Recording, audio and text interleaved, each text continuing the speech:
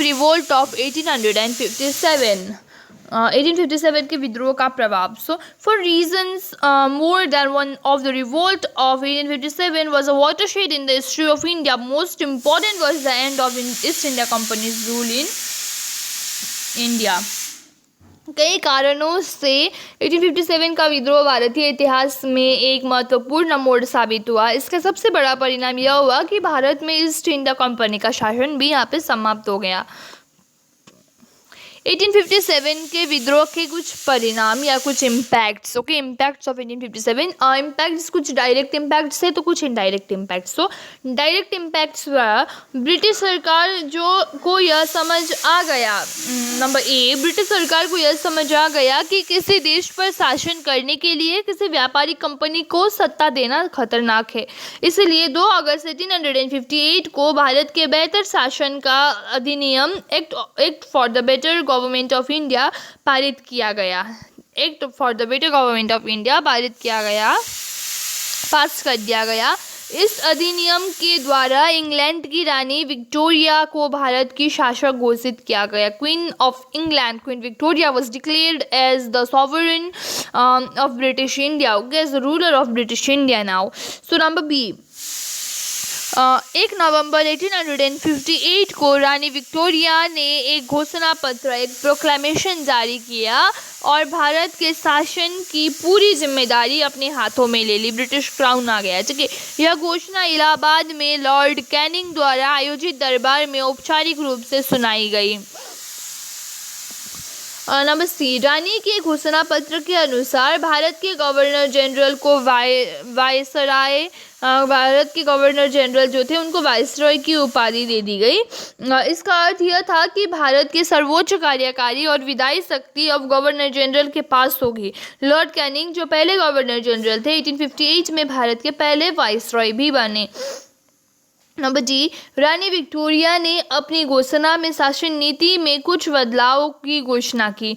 उन्होंने स्पष्ट किया कि ब्रिटिश सरकार का भारत में आगे क्षेत्र विस्तार का कोई इरादा नहीं है. साथ ही यह भी कहा कि सरकार भारत के लोगों के धर्म और रीति रिवाजों में कहीं हस्तक्षेप भी नहीं करेगी.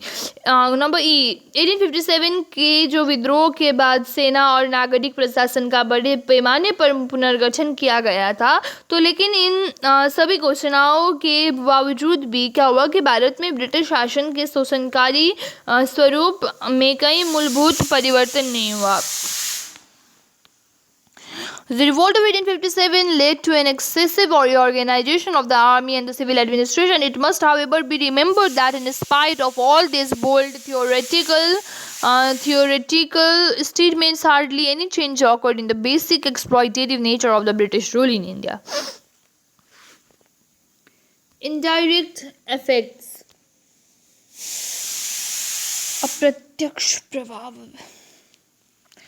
Far more important than the direct results were the indirect ones which followed the revolt of 1857. प्रत्यक्ष प्रभावों से भी अधिक महत्वपूर्ण वे अप्रत्यक्ष प्रभाव या indirect effects थे जो 1857 में या 1857 के भारत विद्रोह जो था उसके बाद दिखाई दिए.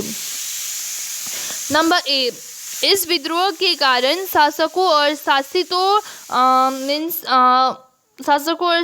Means rural and the ruled, जिसके ऊपर रूल किया गया था अंग्रेज और भारतीयों के, इनडायरेक्टली अंग्रेज और भारतीयों को यहाँ पे डिनोट किया गया है, उनके बीच की दूरी और अधिक बढ़ गई थी. नंबर बी, विद्रोह के बाद ब्रिटिश शासकों ने भारत में अपना प्रभुत्व बनाए रखने के लिए जानबूझकर सांप्रदायिक विभाजन की नीति अपनाई. अंग्रेजों द्वारा बोया गया ये सांप्रदायिकता का बीज धीरे धीरे जहरीले पेड़ की तरह बढ़ने लगा और समाज में फूट डालने लगा. ठीक है, during the post revolt years the British rulers in order to maintain their supremacy in India deliberately followed a policy of communal disharmony. The seed of communal discord planted by the British in India sprouted, began to grow like a poison tree and bore the fruits of communalism. Number C ये था कि यह सही है कि विद्रोह के बाद ब्रिटिश सरकार ने भारत में क्षेत्र विस्तार की नीति नहीं अपनाई, लेकिन इस समय का आर्थिक शोषण के नए युग के रूप में देखा गया था। नंबर डी क्या था कि 1857 के बाद के वर्षों में ब्रिटिश सरकार ने शिक्षित मध्यम वर्ग का विरोध किया और जमींदारों व देशी रियासतों के शासकों का भी समर्थन किया था। It may be said that during that years of 1857, revolt of 1857, the British pursued a policy of opposing the educated middle class and supporting the landlords and native princes.